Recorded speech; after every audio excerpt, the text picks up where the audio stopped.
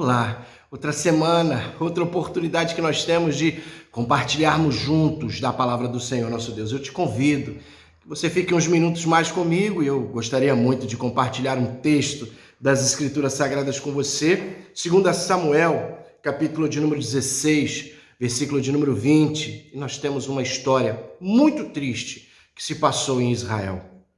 Então disse Absalão a Aitofel: dai o vosso conselho sobre o que devemos fazer. Disse Aitofel a Absalão: coabita com as concubinas de teu pai, que deixou para cuidar da casa, e em ouvindo todo Israel que te fizeste odioso para com teu pai, animar-se-ão todos os que estão contigo.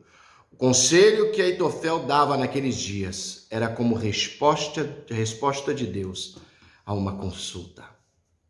Todos nós passamos por situações complicadas, dilemas, encruzilhadas, situações em que temos que tomar uma decisão, em que temos que saber o que fazer, como proceder, o que vamos falar, qual decisão tomar. Todos nós passamos por situações como essa e, claro, nestas situações sempre surgem pessoas com um conselho, com uma orientação, com alguma palavra tentando nos direcionar.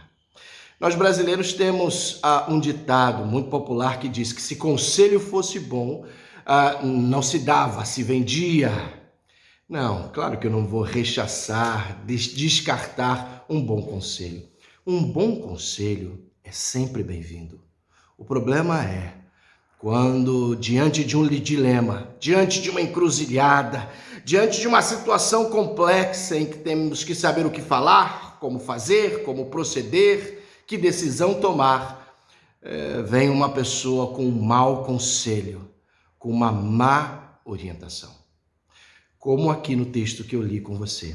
Absalão se levantou contra o seu pai Davi.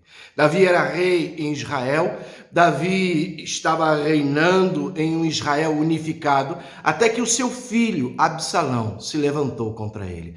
É bastante provável que Davi tivesse muitas expectativas com respeito a Absalão, porque ele chamou Abashalom, pai da paz. Esse era o significado do nome de Absalão, pai da paz. Claro que Davi, ao ter esse menino, surgiram muitas expectativas no coração de Davi, tanto que foi chamado de pai da paz. Mas, como uma grande contradição, este aqui, o pai da paz, foi o filho que se levantou em guerra contra o seu próprio pai, Davi, com o intento de usurpar o trono, de reinar no lugar do seu pai. E assim aconteceu.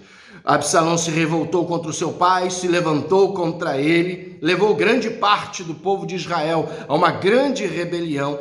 E Davi, que não quis confrontar-se com seu filho, que não quis um confronto, que não quis guerra contra o seu filho, saiu de cena, deixou Jerusalém, saiu da capital de Israel e saiu fugido, se escapou, foi para outro lugar, porque ele não quis um embate com o seu filho.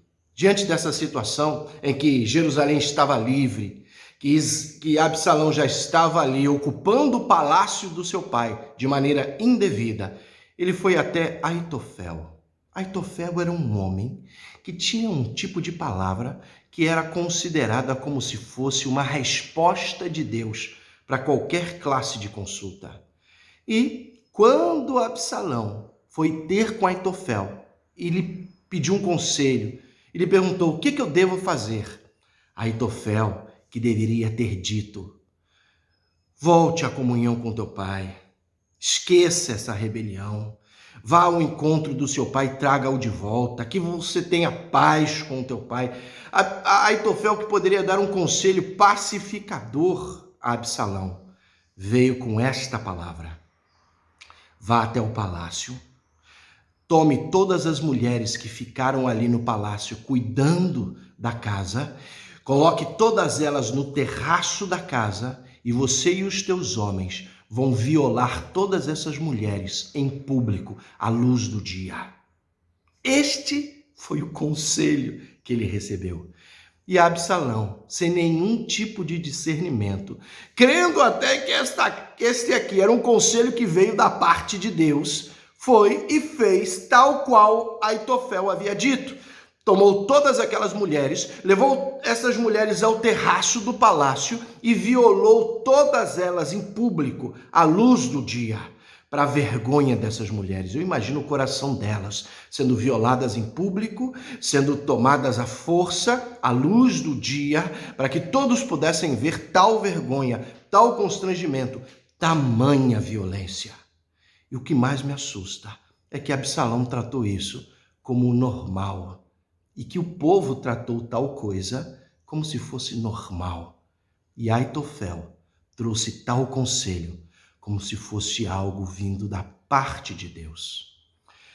Cuidado, tenha cautela, especialmente se alguém se diz homem de Deus ou mulher de Deus e te apresenta um conselho que está contra as Escrituras Sagradas.